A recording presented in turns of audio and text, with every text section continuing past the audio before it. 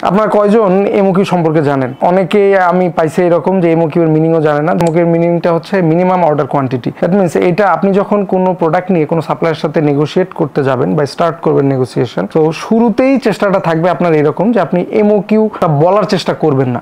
So আপনার কথাবার্তা হচ্ছে যে আপনি আসলে কি প্রোডাক্ট নিতে যাচ্ছেন, কোথায় শিপ করবেন বা কোথায় বিক্রি করবেন, এসব নিয়ে কথা হচ্ছে।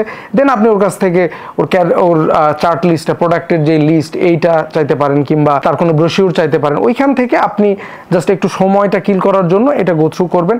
দেন একদম নেগোসিয়েশনের শেষ পর্যায়ে এমওকিউ নিয়ে কথা বলবেন। আপনি যদি একজন নতুন সেলার হন, অবশ্যই আপনি 1000-2000 পিস নেবেন না। সো আপনার এমওকিউটা থাকবে খুব শর্ট।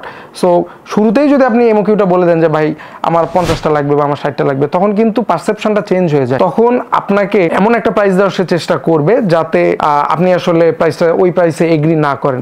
প্লাস এখানে আরও একটা জিনিস থাকে, প্রোডাক্টের কোয়ালিটিটাও একটা ফ্যাক্ট।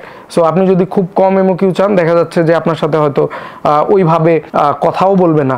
সো শুরুতে এমওকিউ নিয়ে কথা না বলে এন্ড অফ দ্য নেগোসিয়েশন কিংবা মিডিলে কোনো একটা জায়গায় আপনার এমওকিউ নিয়ে কথাটা বলা উচিত।